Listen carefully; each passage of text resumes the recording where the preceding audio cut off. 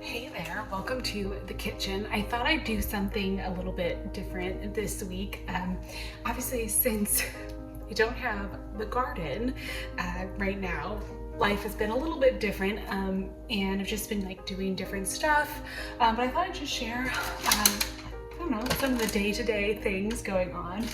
I went to Target today and I grabbed this cute little serving tray. So I absolutely love like the cabbage kind of cabbageware, the blue and white china. I've gotten more and more into that over the last few years. It just kind of like slowly started to build my collection, and tried to find some things that I more like thrifted or got from like actually my local garden centers had some really pretty blue and white like containers for pots. But I found this at Target. This was part of their Halloween, or not Halloween, Halloween's almost gone, Thanksgiving collection. So last year they did this too, where they had a collection with designer, I think John Darien. I really liked some of the stuff that they had in that collection last year. They had some fun plates and like platters and serving things. I think I got a cabbageware bowl from them. Yeah, I think that's actually the one that's right back there. So this year I saw this cute little artichoke serving dish and I decided to go ahead and get it. Because we're moving, I haven't been buying like a lot of things like this. Once we get back to Virginia, I'm so excited to start going to antique stores again, kind of like starting to do some like thrifting and things to try to find some of these like fun pieces. But just being here, moving, I really haven't done that at all. But I saw the artichokes, I was like, I have to get it. We actually had a really fun family day out here in California where we ended up stopping by an artichoke like farm stand that was all artichoke themed, and it was really cool. So this kind of reminds me of that. I think it'll be actually like a cute little sentimental piece. And I do think I want to grow, I was sharing this on Instagram too, I think I want to grow some artichokes in the garden next year. If I end up getting a big enough garden space, then hopefully I would have room for an artichoke. And that's the thing, right? Artichokes are pretty huge. The plants themselves get like massive, but they're pretty. Like I really like the look of the artichoke leaves. They're kind of spiky and pretty, and then the flowers are stunning. So of course you can eat it or you can let it go to flower, and I think either way it's beautiful. So I don't know, I thought that was kind of fun, and I was like, all right, I'll grab it. I gotta get the tag off this, but it was like 20 bucks, and so I figured, that'll be fun. Kind of remind me of our artichoke farm day while we were here. Picked up, I'll also share this on Instagram, I picked up the first big pack of cherry tomatoes because we've run out of the counter ripened tomatoes. And the garden tomatoes are finally gone, but my daughters really like to eat tomatoes, and so I kind of want to encourage that. I don't want to stop them from eating tomatoes, so I figured they wanted them, and I was like, all right, we can get them. So cute little cherry tomatoes. But it is funny, I did notice, for all summer we didn't have to buy any cherry tomatoes, which was kind of nice. That was pretty cool. So yeah, I just did the contents here. I've been unpacking. So yeah, a little bit of a grocery haul here, just copious amounts of bananas and all the other things. One thing I grabbed were a bunch of shallots. Another plant that I'm definitely gonna try to grow. I want to get shallot sets, seed garlic, maybe some of my own onions, but probably mostly shallots because I should close my cupboards, right? There we go. I'm right in the middle of unpacking the groceries. But shallots tend to be, of course, like a little bit more expensive than onions, but I love cooking with shallots. They're one of my favorite things to cook with. I think that they just add, I like onions, but I don't like that super intense onion flavor, so they just add like the perfect amount of onionness without having too much onion. Great for guacamole, I use them all the time. Pasta dishes, I love shallots, so I really want to grow some of my own. I may try to get some seeds. I've done it a few times trying to get seeds and start the seeds and then grow the shallots. And my last garden didn't really have enough sun. It was pretty wet and kind of shady, and just, I don't think it was the right space for shallots. I never really like went all in and gave them enough time and everything.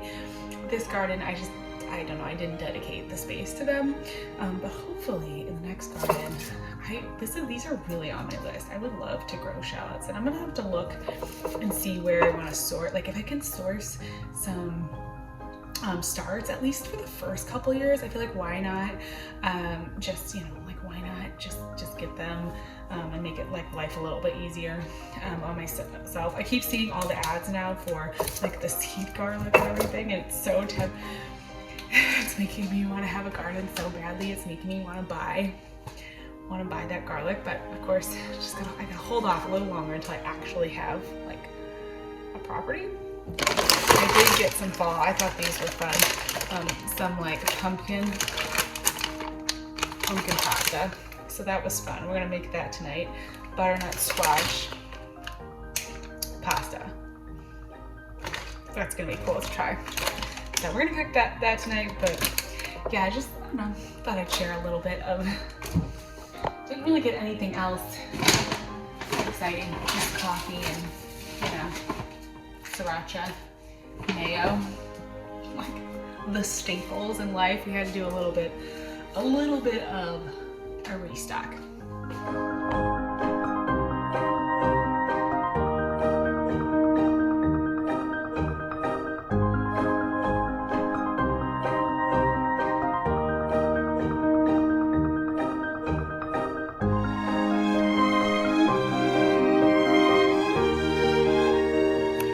Hey there, so we're having just, oh my gosh, the most beautiful weather. I'm definitely like really wishing I had the garden, particularly when it's so nice like this. Like it's been 70 and sunny and it's just beautiful, especially in the shade. Anytime I can just sit in the shade like this, it's just absolutely stunning. But one of the things that I've been starting to get back into, I'm trying to just like, in addition to looking back at the different containers, I'm gonna post another vlog this week talking about my top kind of like containers from this season. But in addition to just like reviewing the containers, I also am trying to just find ways to kind of like engage with gardening and keep that like bug alive even while I don't have the garden. So I am starting to do some watercolor again. Last summer I started doing some watercolor painting of some of like the containers in the garden, just as sort of a way to, I don't know, just like another creative outlet. And so I'm starting that again, which is pretty exciting. I did a couple paintings that I absolutely hated, and then finally, I just did one that was like a little bit of a little scene from the garden, and that one I liked better, and that felt good. I think that you know, one of the things with anything like that is like you just, yeah, girly girls out here with me. One of the things with anything that's kind of like a skill like that is that you have to kind of get into it, and you definitely have to practice. And I've been out of practice, so watercolor was something that I always did with my father, and after he passed away, it was kind of hard for me to like keep doing it, but I'm getting back into it now, which feels really good. It's really fun. And so I did like a little vignette of the garden.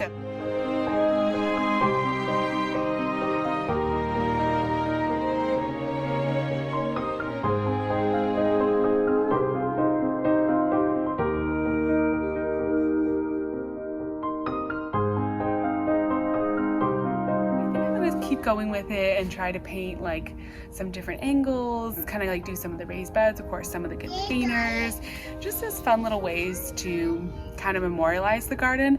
And it's interesting to look at the garden through that lens. I do always feel like when I'm creating containers for the container garden that it's a little bit of like an art it's a little bit of an art expression, you know, putting together the different flowers and the different colors and making them into a container that then sort of grows and takes on a life of its own.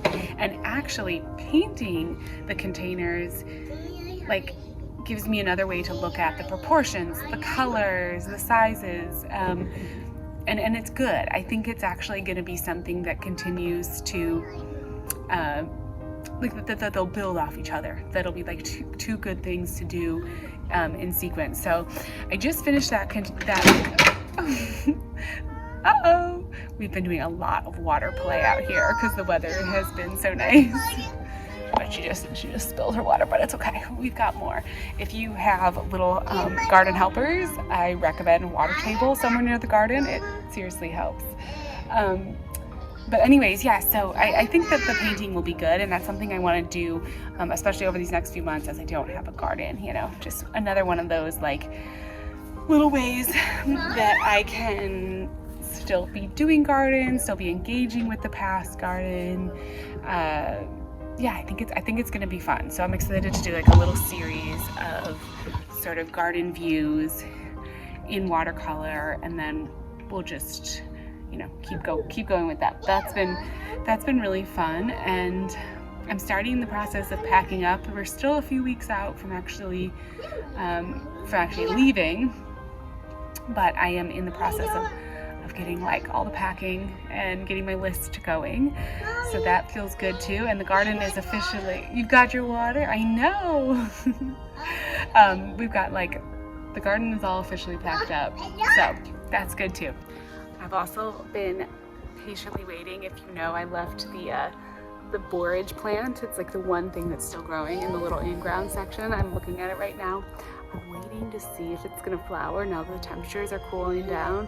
I'm still not seeing any sign of flowers yet. I'm kind of hoping that maybe in this couple weeks before we leave, it'll bloom. It's real pretty. Borage is a great plant. If you were in a zone that gets a little bit of like a winter, you know, winter chill, even, you can plant borage in the fall. It's one of those borage, Bells of Ireland. There's actually a bunch of kind of fun like fall seeding flowers that you can kind of just throw in the ground now, along with, you know, of course there's all like the bulbs and everything. But borage is one. It's also one that you can plant really early in the spring too, so it can be one of those like first things. But my borage here, I'll show you, it's still not doing much. This is my, I have one plant, like, oh no, it's getting powdery mildew. The powdery mildew in this garden was so wild this year. It was just crazy. Okay, well, it may not end up, maybe in the spring they'll get some flowers. I don't think I'll be here to see it.